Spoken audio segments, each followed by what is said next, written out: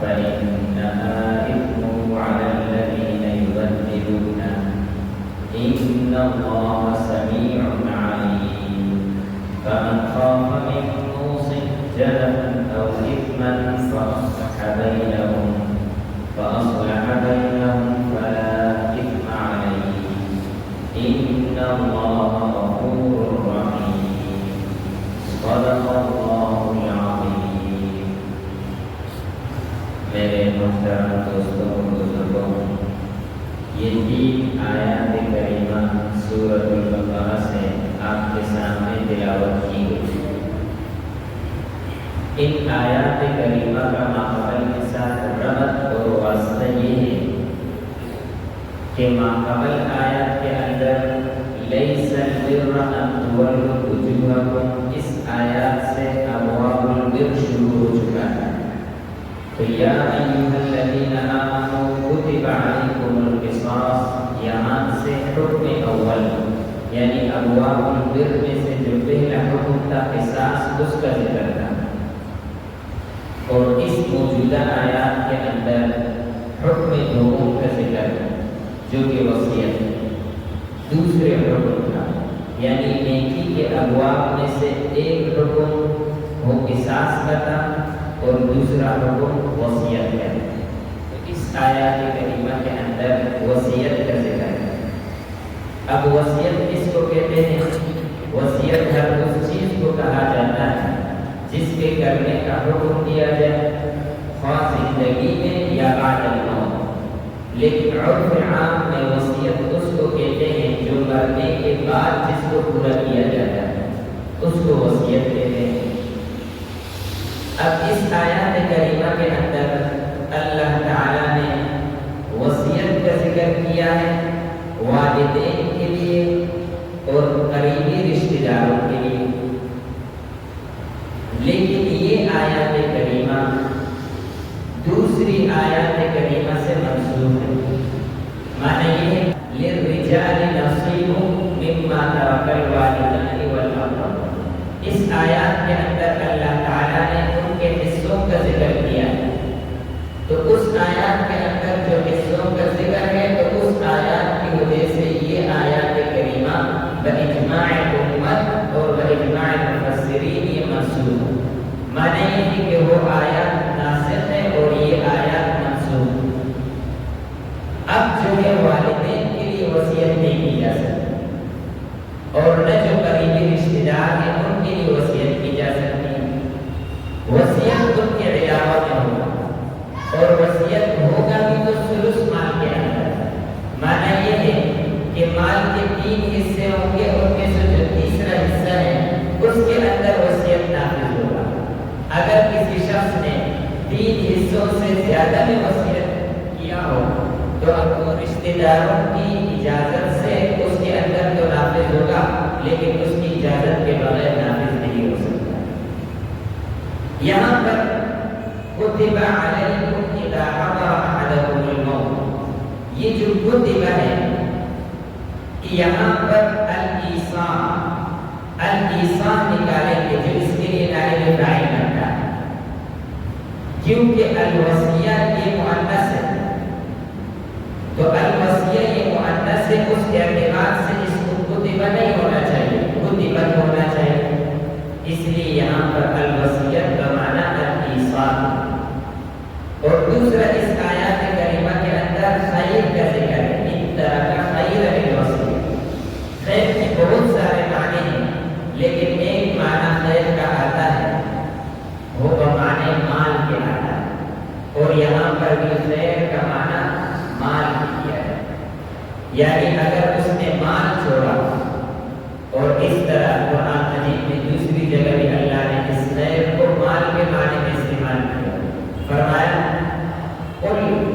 قل ما انفقتم من خیر، تو یہاں پر بھی خیر بمعنی مال کے۔ اسی طرح سورہ عادیات میں بھی اللہ تعالیٰ نے خیر کا لفظ ذکر فرمایا وَإِنَّهُ لِحُبِّ الْخَيْرِ لَشَدِيدٌ، وہاں پر بھی خیر مال کے معنی میں۔ تو اسی طرح قرآن میں بہت سارے جگہوں پر خیر بمعنی مال کے آیا ہے، تو یہاں پر بھی خیر بمعنی مال کے ہے۔ اب یہ جو آیات کریمہ ہے یہاں پر اللہ تعالیٰ فرماتے ہیں کہ فرض کیا گیا کتب علیکم. قرآن مجید میں جہاں پر بھی کتب علیکم یا کتب علیکم کا ذکر ہے تو وہاں پر بمعنی فرض علیکم فرض کے معنی میں آتا ہے. لیکن یہاں پر یہ آیات کریمہ منسوخ ہے کیونکہ وصیت کرنا یہ اب فرض نہیں. تو اس کا منسوخ ہونا ایک دوسری حدیث سے معلوم ہوتا ہے جو کہ حضرت عبداللہ بن عباس سے منقول ہے کہ آپ صلی اللہ علیہ وسلم نے فرمایا اور اس کو ترمذی نے بھی روایت کیا ہے ان اللہ اعطى لكل ذی حق حقه فلا وصیۃ لوارث. اللہ تعالیٰ نے ہر حقدار کو اس کا حق دیا ہے اس کے لیے مقرر کیا ہے لہذا وارث کے لیے کوئی وصیت نہیں. اس حدیث مبارکہ سے معلوم ہوتا ہے کہ وارث کے لیے وصیت نہیں کیا جائے گا. اب اس آیات کے اندر جو ذکر ہے تو یہ آیات منسوخ ہے اور قرآن مجید کے اندر ایسی کئی آیاتیں ہیں کہ ایک آیات کی وجہ سے دوسری آیات کو منسوخ ہو چکا ہے. اور اسی طریقے پر جو خبر متواتر ہے یا خبر مشہور ہے اس کے ذریعے سے بھی قرآنی آیات کو نسخ کیا جا سکتا ہے. اس لیے کہ آپ صلی اللہ علیہ وسلم کی جو احادیث مبارکہ ہے جو خبر متواتر ہے وہ در حقیقت اللہ کا کلام اور اللہ کے کلام سے ایک کلام کو دوسرے کلام سے نسخ کیا جا سکتا ہے. اب آگے اللہ تعالیٰ فرماتے ہیں کہ اگر کسی نے موت کے وقت اس وصیت کو سنا اپنی کانوں سے تو اب اس کو چاہیے کہ اس وصیت کو نافذ کرے. اگر فیصلے میں فیصلہ بیٹھا جاتا ہے تو اس فیصلے کے دوران گواہی کہ بھئی میں نے اپنی کانوں سے سنا ہے کہ فلاں شخص نے مرتے وقت یہ وصیت کی. اب یہ اس کے ذمہ ہے. لیکن اگر کوئی شخص وصیت کو سننے کے بعد پھر بھی گواہی نہیں دیتا تو اس شخص وہ شخص گناہگار ہے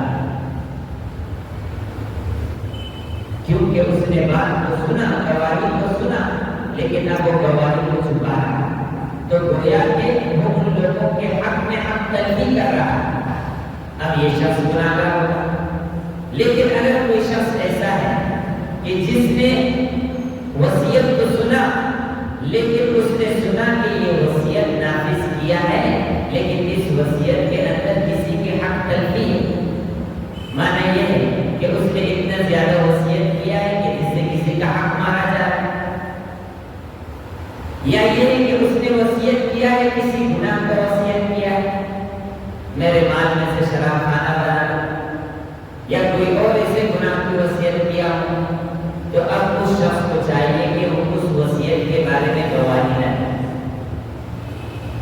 اور اگر اصلاح کے لیے اس وصیت کو درست کرے تو اس کو اس کے اوپر سمجھ دیا جائے.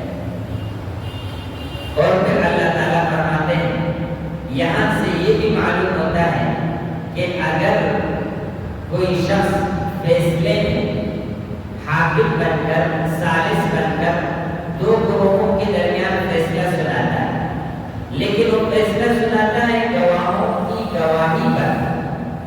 اب اگر گواہوں نے جھوٹی گواہی کی اس ثالث نے اس حاکم نے اس قاضی نے فیصلہ سنا لیا تو اس آیات کریمہ سے معلوم ہوتا ہے کہ اس حاکم کے اوپر کوئی گناہ نہیں ہے اس قاضی کے اوپر کوئی گناہ نہیں ہے اور اس ثالث فیصلہ کرنے والے کے اوپر کوئی گناہ نہیں ہوگا. اس لیے کیونکہ وہ شخص تو غیب کا علم نہیں رکھتا اس کو کیا معلوم کہ اس نے جھوٹی گواہی کی یا سچی گواہی اس نے تو اس کی گواہی کے اوپر فیصلہ سنا دیا. ترجمہ کتب علیکم اذا حضر احدکم الموت فرض کیا گیا ہے تم پر جب تم میں سے کسی ایک کو موت کا وقت حاضر ہو جائے ان ترک خیرا الوصیہ اگر وہ شخص چھوڑ دے کچھ مال وصیت کا فرض کیا گیا ہے کس کے لیے للوالدین والاقربین بالمعروف والدین کے لیے اور قریبی رشتہ داروں کے لیے دستور کے مطابق حقا علی المتقین یہ حق ہے متقین کے اوپر. یہاں پر متقین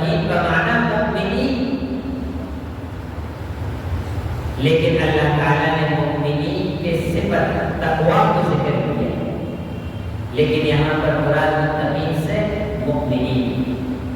فَمَن بَدَّلَهُ بَعْدَمَا سَمِعَهُ، جس شخص نے اس وصیت کو تبدیل کیا بعد اس کے کہ اس نے اس وصیت کو سنا، فَإِنَّمَا إِثْمُهُ عَلَى الَّذِينَ يُبَدِّلُونَ، یقیناً بے شک اس کا گناہ اسی کے اوپر ہوگا جس نے اس کو تبدیل کیا ہے، فیصلہ دینے والے پر نہیں ہوگا۔